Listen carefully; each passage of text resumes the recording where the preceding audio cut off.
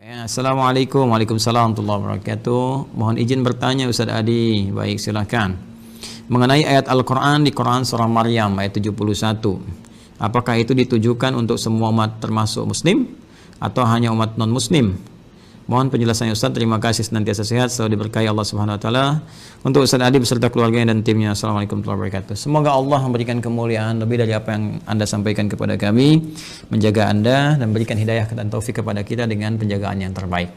Saudaraku dan saudariku dimanapun Anda berada, ini ayat sering kali digunakan sebagai klaim paling favorit, khususnya oleh karangan orientalis juga misionaris, sering dipakai, ditebarkan dan memberikan kesan bahwa ada nih Islam ini agamanya tidak memberikan apa-apa, nggak memberikan manfaat karena nanti percuma juga masuk Islam, karena ada satu ayat di Al-Quran yaitu Quran surah 19 Maryam ayat 71 yang mengatakan semuanya pasti akan ke neraka, jadi nggak akan selamat, sehingga itu perlu juru selamat.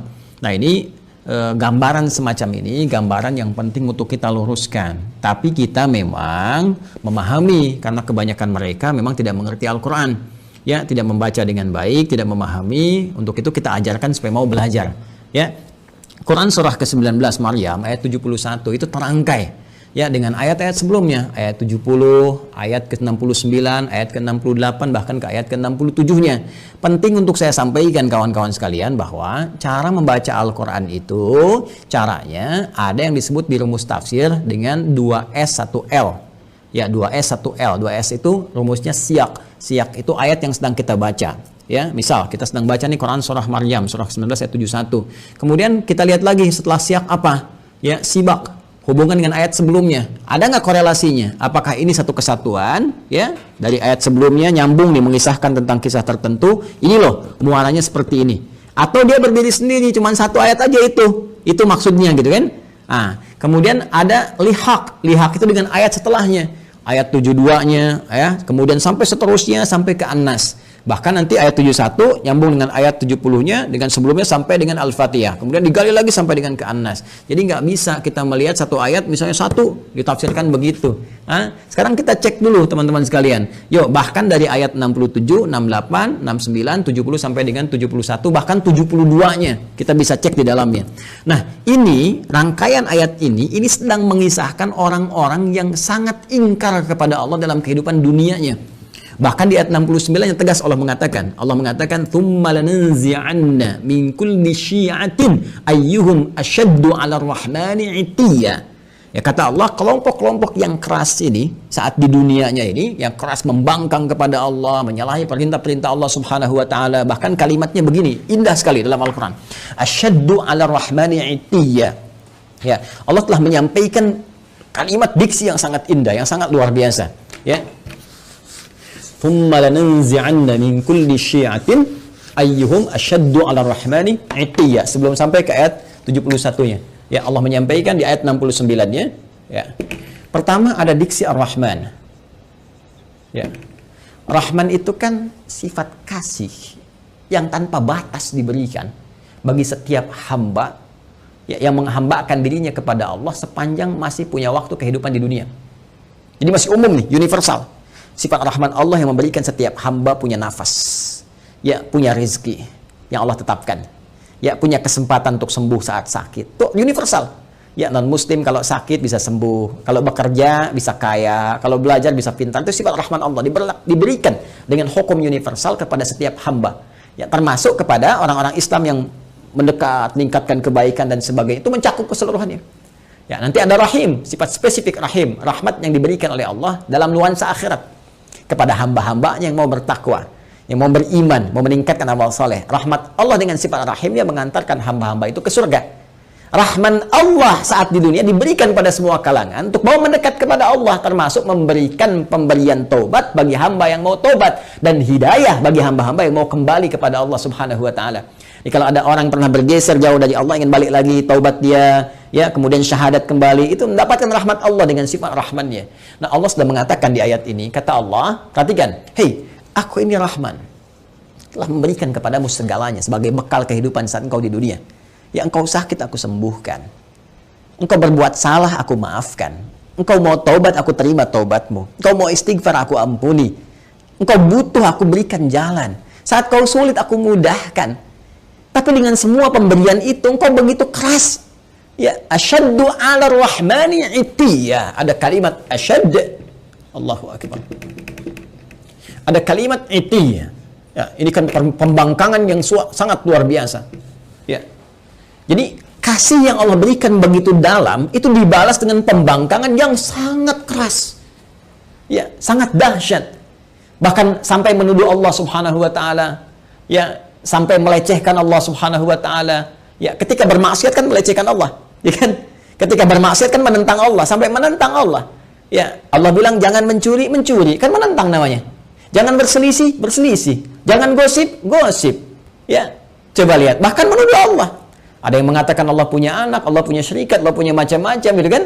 Nah, itu kan dahsyat, kata Allah, ini saya sudah berikan sayang, diberikan kesempatan untuk kembali kepada Allah, masih bersikap seperti ini. Dan dia memilih bertahan dengan keburukannya sampai wafat. Ya. Sampai wafat, itu Allah buka, saking sayangnya Allah diberikan kesempatan. Ya, sampai nyawa belum sampai ke kerongkongan, masih ada peluang untuk taubat. Dibuka seluas-luasnya. Bahkan diturunkan Quran surah ke-39. Quran surah ke-39 di ayat 53. Az-Zumar ayat 53. Qul ya ibadiyalladzina asrafu ala anfusihim la taqnatu min rahmatillah. Tuh. Qul ya ibadiyalladzina asrafu ala anfusihim. Katakan Muhammad SAW pada setiap hambaku yang pernah berbuat israf. Israf itu berlebihan, lebih. Jadi udah nggak kerukur lah. Ya kalau dalam konteks keduniaan misalnya ya ke pernikahan prasmanan sampai nambah 9 kali itu israf. Ya ada israf dalam berbuat dosa. Mohon maaf, bukan cuman bohong, sombong ya dan macam-macam. Jadi kalau orang lain pernah berbuat dosa dia kayaknya belum cukup. Nah itu israf namanya. Kata Allah, dalam setiap perbuatan dosa pun yang engkau kumpulkan, selalu ada jalan dan secercah cahaya aku berikan, supaya engkau mau kembali. Jadi sebelum nyawa sampai ke kerongkongan, karena itu diperdengarkan. Ya, ada adzan, ada suara-suara kebaikan, orang baca Quran. Kok tiba-tiba lewat masjid, padahal Anda bisa lewat jalan yang lain. Kenapa kok lewat masjid? Kenapa kok tiba-tiba mampir ke ceramah ini? Anda ditugasi jadi bazar misalnya, tapi mampirnya ke ceramah ini. Ya, kok tiba-tiba bisa datang gitu kan?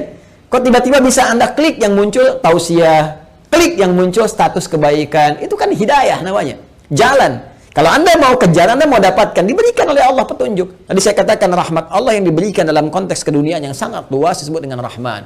Rahman ya Rahman, Rahman ya Rahman ya Rahman. Qulid Allah awid ar-Rahman. Quran surah ke-17 ayat 110. Ya panggil Allah, panggil ar-Rahman untuk mendapatkan rahmatnya. Kata Allah jangan putus asa. Ya tapi orang-orang ini mempertahankan keburukannya sampai dia wafat. Ya kalau sudah wafat, tidak ada jalan lain. Keadilan Allah itu harus berlaku. Ya, keadilan Allah harus berlaku. Maka apa yang terjadi pada orang-orang semacam ini, maka akan dikumpulkan nanti saat hisab. Dikumpulkan dengan para setan-setan yang membangkang. Ya, karena ayatnya jelas mengatakan, ya, lanahsyurannahum, kami akan kumpulkan mereka wasyayatin, dengan para setan-setan yang membangkang di ayat sebelumnya. Ya, maka dikumpulkan mereka itu, setan kan membangkang.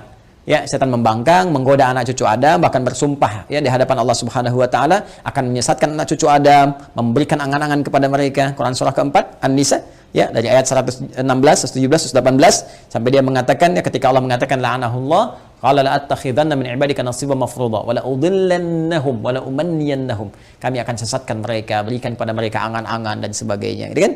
Nah, ini dikumpulkan bersama para makhluk yang pernah bermaksiat, kalangan iblis, kalangan setan-setan, dan orang-orang yang semacam ini yang terpedaya dalam kehidupan dunianya dan gak mau tobat, mempertahankan keburukan. Itulah yang digiring kemudian untuk mendapatkan keadilan Allah Subhanahu wa taala dengan perbuatannya, dan kemudian mereka dikumpulkan dan masukkanlah ke dalam neraka jahanam sebagai akibat dari perbuatan mereka dengan keadilan Allah Subhanahu wa taala. Allah memberikan kesempatan sampai titik akhirnya. Ya. Tapi mereka tidak memanfaatkannya. Tapi kalau sudah selesai kejadiannya, tuntas kemudian dengan wafatnya, maka sifat keadilan Allah mesti berlaku. Karena Allah punya sifat al-adil, maha adil. Ya, maka dengan sifat kemahaadilan ini mesti diberlakukan keadilannya. Bagi yang baik dapat balasannya di surga, ya, kebaikan-kebaikan rahmat Allah. Bagi yang salah, apakah dia punya iman atau tidak? Apakah punya bekal kebaikan atau tidak? Karena kunci kebaikan di akhirat itu iman dulu. Ya, awas, beda, jangan lihat konteks dunia karena timbangannya beda. Antara dunia dengan akhirat semua punya mekanismenya, semua punya aturannya. Dunia apa saja bisa Anda kerjakan sepanjang Anda mau berkreasi. Akhirat punya aturan tersendiri. Maka kunci kebaikan disebut dengan iman. Pertama dilihat ada iman atau tidak. Dari imannya ini ada kebaikan atau tidak. Kalau dia beriman, berbuat baik, ternyata berbuat salah juga, maka perbuatan baiknya akan menutup yang salah-salahnya dulu. Kalau sisa baiknya dapat rahmat Allah, masuk surga. Kalau seimbang, tunggu di Araf. Ya, di A'raf, makanya ada surah ke-7, surah Al-A'raf. Dari ayat 45 sampai dengan 49 disebutkan kisah orang-orang yang seimbang amalannya, amal baik dengan buruknya 50%, maka mereka menunggu di tempat yang tinggi ya sampai hisab selesai. Terlihat keindahan surga, pengen cepat ke sana. Ya, tapi terdengar jeritan neraka, tak mampu melihat sehingga mereka memohon rahmat Allah, ya Allah rahmatmu, ya Allah rahmatmu. Maka Allah dengan rahimnya tadi, rahim, memberikan rahmat kepada mereka, maka mereka dimasukkan ke dalam surga setelah hisab selesai. Ya, kalau sehari berarti 1000 tahun nunggu di situ. Ya, tapi ternyata kalau jelek nih, jeleknya banyak, 50,0001%. Ini 49,9999. Maka dilihat nanti, apakah ada peluang mencintai Rasulullah, dapat syafaat, apakah dari dekat dengan ahlu Quran, apakah pernah nanti ada kaitan-kaitan, dicari sampai dia punya peluang untuk menutupi salahnya ini, sampai punya peluang. Ya, sampai punya peluang, itu rahmat Allah. Sampai Allah kemudian memerintahkan malaikat, cek lagi coba ada amalan sunnahnya atau enggak, cek lagi ini, cek lagi itu, sampai sempurna. Allah Maha tahu. Tapi untuk memberikan keadilan supaya dibuka. Ya, mudah bagi Allah mengatakan sudah nggak ada peluang, masukkan neraka. Mudah. Tapi ketika Allah katakan buka catatannya, perlihatkan kepada dia, terbuka semua sehingga semua potensi kesadaran dia, pemahamannya, dan tidak ada hujah lagi di hadapan Allah karena semua dibuka dengan semua bukti-buktinya. Jelas ya? Nah, kalau dia tidak mendapatkan ini semua, maka dia masuk ke dalam neraka sampai selesai batasan kejelekannya, lalu dengan rahmat Allah diangkut, dia dimasukkan ke dalam surga. Ya, diselamatkan dia, kemudian dimasukkan ke dalam surga. Tapi orang-orang yang memang ingkar dari awal, tidak punya iman, bertentangan, kemudian bahkan mempertentangkan Allah Subhanahu wa taala, maka orang-orang semacam ini akan kekal di nerakanya seperti Allah janjikan. Karena itu kalau masih punya kesempatan, perbaiki diri kita. Dan ingat ya, kalau membaca Quran, belajar Quran, maka belajar kepada yang ahli Quran. Jangan orang nggak pernah baca Quran, dia dengar, kemudian penjelasannya. Dia aja nggak ngerti Quran, bagaimana Anda bisa mendengar tafsirnya? Ya, mendengar penjelasannya. Ini kan agak aneh cara berpikirnya. Jadi kalau ada orang-orang yang tidak beriman atau tidak mengetahui Quran, kemudian memberikan gambaran-gambaran, termasuk orang-orang liberal misalnya, ya, yang nggak ngerti Quran, nggak paham cara menafsirkan Quran, nggak mengerti kandungannya, baca Quran aja jarang misalnya kan, bicara tentang isi Quran itu nggak usah didengar. Nggak usah didengar. Ya, dulu pernah ada penjelasan bahwa ini semua orang nih, semua agama berpeluang semuanya masuk surga. Ya, walaupun beda-beda keyakinan, cuma punya satu Tuhan yang sama, walaupun caranya beda-beda. Lalu seenaknya mengambil potongan ayat Quran. Diambil Quran surah kedua Al-Baqarah, di ayat 62. Ya, paling kiri sebelah atas. Innal ladzina amanu wal ladzina hadu wan nasara was-sabiin. Sampai situ dipotong. Ini dalilnya nih. Orang beriman, ya, orang Yahudi, orang Nasrani, orang Sabi'in, ya kan, penyembah bintang gemintang dan sebagainya. Ini dalilnya, tapi dia nggak teruskan. Man amanahnya nggak diteruskan. Man amana billahi wal yaumil akhir wa amila salihah. Sepanjang mereka beriman kepada Allah. Maksud Allah ingin menyampaikan bahwa semua hamba-hamba Allah ini, apapun yang ia kerjakannya sepanjang mereka beriman dan beramal saleh. Ya, misalnya tadi yang dari kalangan Muslim, ya. Kemudian dari kalangan Nasrani, dari kalangan Yahudi, dari kalangan Sabi'in, dari semua, Allah nggak akan bedakan semua mereka kalau mereka mau beriman. Artinya apa? Minta dulu semua beriman.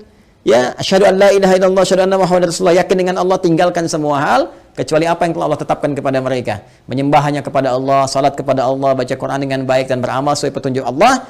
Makanya di ujungnya ada wa amilus salihah. Ya.